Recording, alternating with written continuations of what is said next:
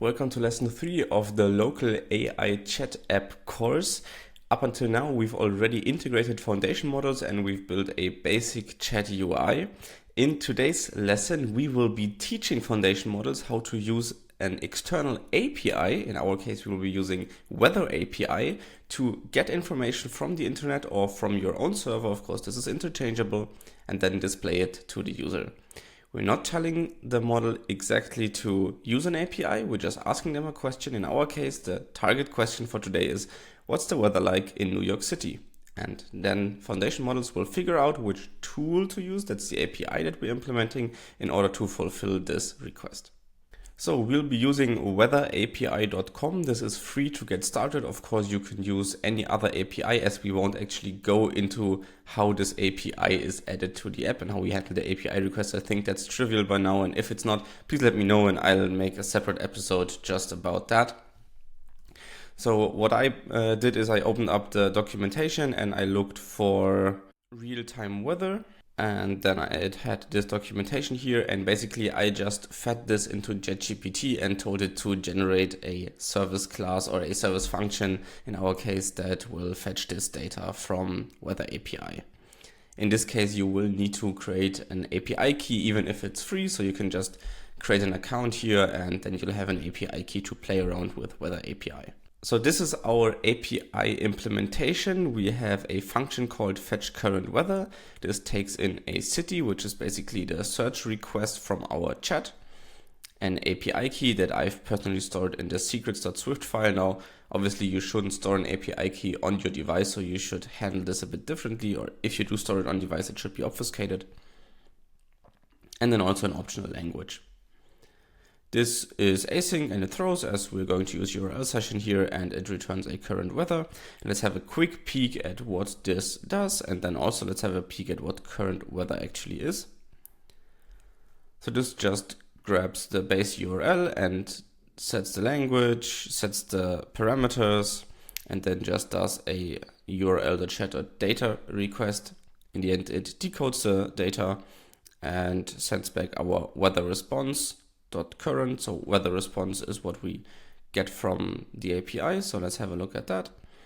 So there we get loads of values, as we've seen in the documentation, but the only ones that we care about is location name, region, country, and current weather. So that's the real weather data that we actually care about.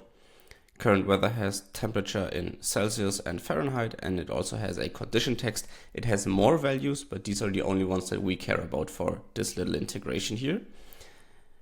Please note that I have marked this struct as @generable. This is a macro from foundation models, and this is needed for any type that foundation models needs to work with. So either as an input or an output type, they all need to be marked as @generable. Now in this case, I didn't have to do anything, it just worked. So now let's actually write some code for the tool implementation. So I will make a struct and I'll call it weather tool, and this conforms to the tool protocol. And in order to conform to it, there are basically 4 steps we need to take. We need to first define a name, and this is just a string. So I'll just call this weather tool. Then we need to define a description, that's also a string. So we'll say a tool to get the current weather conditions at a given location. So this is the metadata that we need to provide. Then we also need to provide some arguments and of course a way to actually use this tool. So let's create a struct arguments. And this also, as I just mentioned, needs to be marked with @generable, just like that. And as our arguments, we will have a var location that is a string. And we can even give it a guide here with a description that says the location of the weather request. Let's actually say for the weather request. And then we just implement a call function that gets past these arguments, and then it returns. This says some prompt representable, but we want to return current weather, the type that we marked as generable down here. So our degrees or our temperature in Celsius and Fahrenheit, and also our condition text. Of course, to make it easier for foundation models, we could add these guides here to our properties of current weather as well, but in my testing they weren't needed. This worked just fine. So our call function is super simple, as we already prepared the fetch current weather function down here. So we can just return try await fetch current weather for arguments.location. So this is basically our input parameter. Which city do we want to know the weather for? And as API key, we're going to use the API key that I stored in a different file, so you don't steal it from me. All right, so that's already everything on the tool front. So now we can go back to our chat view. And there are only 2 more places that we need to update, and then the app is basically ready to go. So we now need to register our tool. So there are 2 places where we create a language model session, one right here at the top.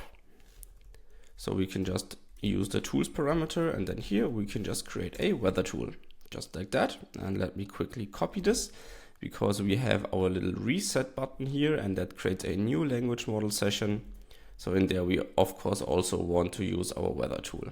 I've already pre-filled our question string here, so we can just hit send, and then this will take a few seconds, and we'll have our first results from the weather API. The current weather in New York City is 13.3 degrees Celsius or 55.9 degrees Fahrenheit with a mist condition.